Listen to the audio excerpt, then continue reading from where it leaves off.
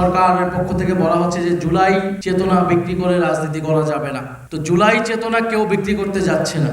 জুলাই সবচেয়ে বেশি সুফল ভোগে কিন্তু হয়েছে এই সরকার।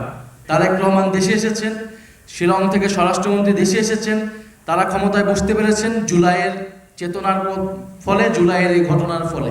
জুলাই চেতনা মুক্তিযুদ্ধের তথাকথিত চেতনার মতো কোনো চেতনা না, যেটার মাধ্যমে এই দেশে গুম খুন, দেশের টাকা লুটপাট হয়েছে, দেশে 3-3বার ভোটাধিকার হরণ করা হয়েছে। বরং গত 50 বছর ধরে মুক্তিযুদ্ধের নামে আওয়ামী লীগ সেই রাজনীতি করেছে, এই দেশকে বিক্রি করার রাজনীতি করেছে, এদেশের গণতন্ত্রকে হত্যা করার রাজনীতি করেছে, মানুষের অধিকার হরণের রাজনীতি করেছে। এবং সেই মুক্তিযুদ্ধে তথাকথিত চেতনার কথা এখন বর্তমান সরকার বিএনপির মুখেই আমরা সবচেয়ে বেশি শুনি। ফলে জুলাই বিপ্লবের যেই আমাদের আকাঙ্ক্ষা ছিল, যে প্রতিশ্রুতি ছিল জনগণের কাছে, নতুন বাংলাদেশ, বৈষম্যহীন বাংলাদেশ, আমাদের রাষ্ট্রের সংস্কার, প্রতিষ্ঠানগুলোর সংস্কার, সেই সংস্কারগুলো যদি আমরা চাইতে যাই, এটাকে জুলাই চেতনা বিক্রি যদি সরকার বলতে চায় তারা বলতে পারে, কিন্তু জনগণ জানে জুলাই সবচেয়ে বেশি সুফল ভোগে কিন্তু হয়েছে এই সরকার। তারেক রহমান দেশে এসেছেন, শিলং থেকে স্বরাষ্ট্রমন্ত্রী দেশে এসেছেন, তারা ক্ষমতায় বসতে পেরেছেন জুলাইয়ের চেতনার ফলে, জুলাইয়ের এই ঘটনার ফলে। তারা আসলে একটা দায়িত্বহীন ক্ষমতা পেয়েছে জুলাই বিপ্লবের ফলে, আর আমরা পেয়েছি ক্ষমতাহীন দায়িত্ব।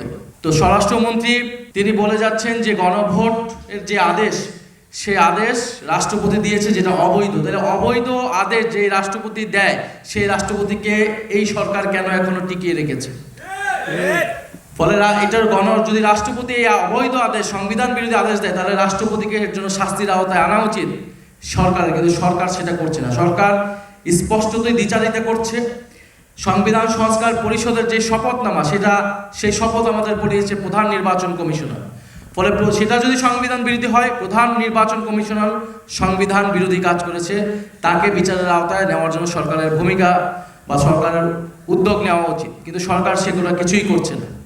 এবং নির্বাচনের কথা যদি বলেন, নির্বাচন সংবিধান অনুযায়ী হয়নি। নির্বাচন জুলাই বিপ্লবের ফলে মানুষের যে সার্বভৌম আকাঙ্ক্ষা তৈরি হয়েছে এবং যে আদেশ দেওয়া হয়েছিল, সেই আদেশের ভিত্তিতে নির্বাচন এবং গণভোট দুইটি হয়েছে। কারণ বিদ্যমান সংবিধানে কোথাও 2026 সালে নির্বাচনের কথা ছিল না, ছিল 2029 সালে নির্বাচনের কথা। ফলে সরকারকে বুঝতে হবে জুলাই বিপ্লবের 5ই আগস্টের পর দিয়ে যে ধারাবাহিকতা, সেটা কেবল সংবিধানের ভিতর থেকে ব্যাখ্যা করা সম্ভব নয়, সেটা জুলাই বিপ্লবের জনগণের যে আকাঙ্ক্ষা, তার মধ্য দিয়ে ব্যাখ্যা করতে হবে। সেই আকাঙ্ক্ষাই ছিল রাষ্ট্রের আমূল কাঠামো সংস্কার, নতুন বাংলাদেশ গঠন এবং দেশের সার্বভৌম পররাষ্ট্রনীতি প্রতিষ্ঠা করা। ফলে স্বরাষ্ট্রমন্ত্রী এবং বর্তমান সরকার সংবিধান সংশোধনের কমিটির নামে যেই প্রহসন করছে, সেই প্রহসন থেকে সরে এসে দ্রুত সময়ের মধ্যে গণভোটের গণরায় বাস্তবায়ন করার জন্য আমরা আহ্বান জানাচ্ছি।